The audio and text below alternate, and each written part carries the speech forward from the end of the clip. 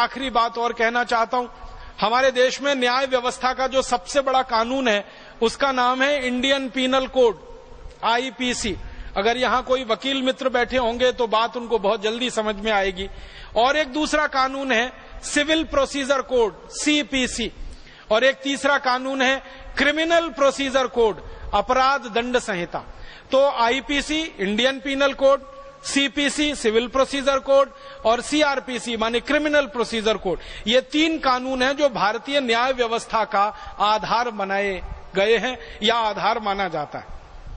आपको मालूम है ये तीनों ही कानून अंग्रेजों के जमाने के बने हुए हैं। आईपीसी को बनाने का काम तो खुद मैकॉले ने किया था। आईपीसी की ड्राफ्टिंग मैकॉले की बनाई हुई है, इंडियन पीनल कोड, जिसको भारतीय दंड संहिता कहते हैं, जिसके आधार पर दंड की व्यवस्था होती है। मैकॉले ने अपने पिता को एक पत्र लिखा है। उस पत्र में वो कहता है कि मैंने भारत में ऐसे न्याय के कानून का आधार रख दिया है जिस पर भारतवासियों को कभी न्याय मिलेगा ही नहीं, जिसके आधार पर भारतवासी कभी न्याय पा ही नहीं सकते। हमेशा इनके ऊपर अन्याय होगा और ये अच्छा ही होगा, क्योंकि गुलाम जिनको बनाया जाता है उन पर अन्याय ही किया जाता है, उनको न्याय नहीं दिया जाता।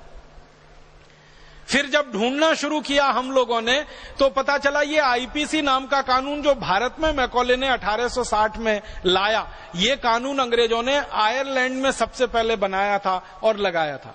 आयरलैंड को अंग्रेजों ने गुलाम बना के रखा हुआ है 1000 साल से। तो आयरलैंड को गुलाम बनाकर रखने के लिए उन्होंने एक कानून बनाया, आयरिश पीनल कोड। उसी कानून को भारत में कह दिया इंडियन पीनल कोड। आप जानते हैं आयरलैंड लिखते हैं तो ए से नहीं लिखा जाता, आई से लिखा जाता है, IRELAND, आयरलैंड। तो आयरलैंड का आई ले लिया और इंडिया का भी आई है, तो कानून वैसे का वैसे ही लगा दिया इस देश पर। जो आयरलैंड का पीनल कोड था, आयरिश पीनल कोड, वही इंडियन पीनल कोड है।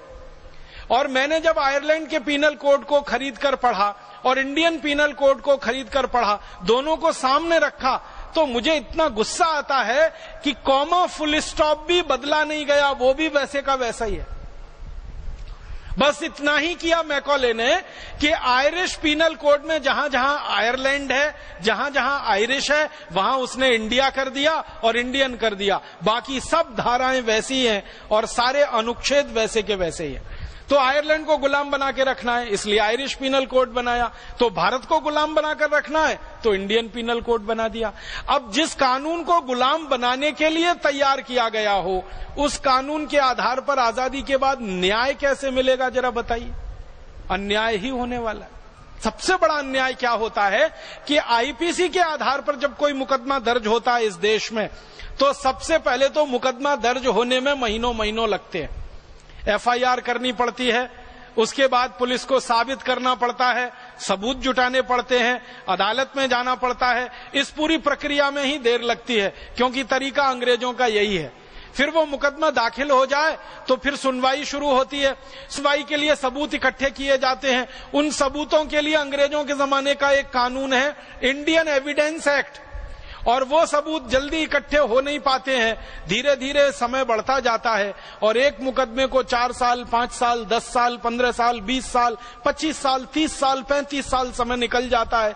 मुकदमा दाखिल करने वाला मर जाता है, फिर उसके लड़के लड़कियां उस मुकदमे को लड़ते हैं, वो जवान होकर बूढ़े हो जाते हैं, तब भी मुकदमा चलता ही रहता है, चलता ही रहता है, चलता ही रहता है। उसमें कभी अंतिम फैसला नहीं आ पाता। हमारे देश का दुर्भाग्य है कि आजादी के पिछले 63 वर्षों में हमारी अदालतों में लगभग 3.5 करोड़ मुकदमे हैं जो दर्ज किए गए हैं अलग अलग प्रार्थियों के द्वारा, लेकिन उनमें कोई फैसला नहीं आ पा रहा है। 3.5 करोड़ मुकदमे लंबित पड़े हुए हैं, पेंडिंग है। हमारे देश की न्याय व्यवस्था के अधिकारियों से जब पूछा जाता है कि इन 3.5 करोड़ मुकदमों का फैसला कभी आएगा, तो वो मजाक करते हुए कहते हैं कि 300-400 साल में फैसला आ जाएगा। तो हम उनसे पूछते हैं वो कैसे, तो वो कहते हैं कि जिस गति से कानून व्यवस्था और न्याय व्यवस्था चल रही है, इस गति से तो इन सभी मुकदमों का फैसला आने में 300-400 साल तो लग ही जाएंगे। तो ना वादी जिंदा रहेगा ना प्रतिवादी जिंदा रहेगा। न्याय व्यवस्था को इससे कुछ लेना देना नहीं है कि वादी जिंदा है प्रतिवादी जिंदा है, उनको तो लेना देना है अंग्रेजों के बनाए गए कानून के आधार पर फैसला देने से। अब मैं एक बड़ी गहरी बात आपके बीच में उठाना चाहता हूं और सारे राष्ट्र के लोगों का ध्यान इस तरफ आकर्षित करना चाहता हूं कि कोई न्यायाधीश अंग्रेजों के बनाए गए कानून के आधार पर अगर फैसला दे रहा है तो वो न्याय कैसे कर सकता है, ये पूछिए, अपने दिल से पूछिए, उस न्यायाधीश से पूछिए।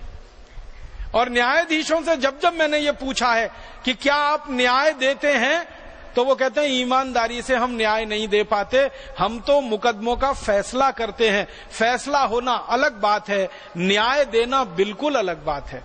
आपको एक उदाहरण से समझाता हूं फैसला क्या होता है और न्याय क्या होता है।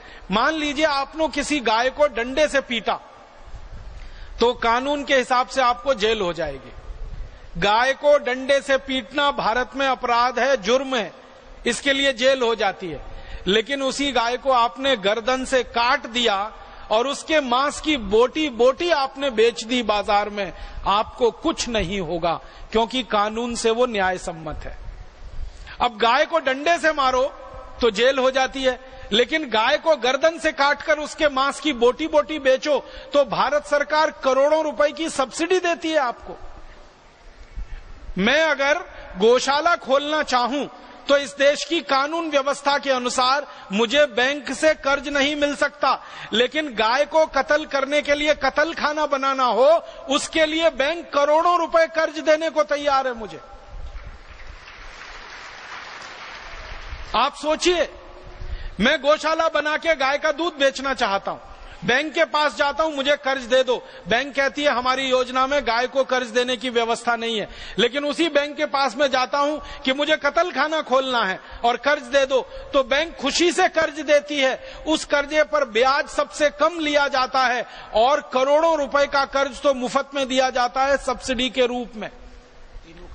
आप बताओ कि अगर मैं गाय का मांस बेचने के लिए कत्ल खाना खोलूं तो मेरे लिए कर्ज है, सब्सिडी है। गौशाला खोलूं गाय को पालन करने के लिए तो मुझे ना सब्सिडी है ना बैंक की कोई मदद है। ऐसी व्यवस्था में न्याय कहां हो सकता है। और एक उदाहरण दूं, किसी बच्चे को जन्म लेने से पहले अगर कोई मारे ना तो उसको गर्भपात कह के छोड़ देते हैं, लेकिन जन्म लेने के बाद मारे तो हत्या हो जाती है और 302 का मामला बनता है। बच्चे को जन्म से पहले गर्भ में मारा तो भी हत्या है, जन्म लेने के बाद मारा तो भी हत्या है। दोनों में सजा एक जैसी होनी चाहिए और वो फांसी ही होनी चाहिए। लेकिन जन्म से पहले मारो तो गर्भपात है और जन्म के बाद मारो तो हत्या है। इसलिए इस देश के लाखों लालची डॉक्टर करोड़ों बेटियों को गर्भ में ही मार डालते हैं, क्योंकि गर्भ में मार देने से उनको फांसी नहीं होती है। गर्भ के बाहर मारेंगे तो फांसी होने की संभावना है। 1 करोड़ बेटियों को हर साल इस देश में गर्भ में ही मार दिया जाता है इसी कानून की मदद से। अब आप बताओ कि बेटी को गर्भ में मार दो तो गर्भपात, गर्भ के बाहर आने के बाद मारो तो हत्या। अगर इन कानून के आधार पर कोई फैसला होगा तो वो न्याय दे सकता है? फैसला हो सकता है, न्याय नहीं दे सकता। इसलिए मैं बड़ी विनम्रता से भारत के सभी न्यायविदों से ये कहता हूं कि सभी न्यायाधीशों को अपना नाम बदलना चाहिए, कायदाधीश लिखना चाहिए, कानूनाधीश लिखना चाहिए। वो न्यायाधीश तो है ही नहीं, क्योंकि न्याय तो दे ही नहीं पा रहे हैं। वो तो मुकदमे का फैसला कर रहे हैं। अगर अंग्रेजी में उनके शब्दों में कहूं तो वो कहते हैं हम तो केस डिसाइड करते हैं, हम जजमेंट नहीं करते। क्योंकि न्याय देना बिल्कुल अलग है, मुकदमे का फैसला करना बिल्कुल अलग है। मुकदमे का फैसला होता है कानून के आधार पर और न्याय होता है धर्म के आधार पर, सत्य के आधार पर। धर्म और सत्य से न्याय की स्थापना हो सकती है, कानून से न्याय की स्थापना नहीं हुआ करती है। दुर्भाग्य से हमारे देश में धर्म और सत्य की सत्ता नहीं है, कानून की सत्ता है। लॉ एंड ऑर्डर की बात होती है, धर्म और न्याय की बात नहीं होती, सत्य की बात नहीं होती।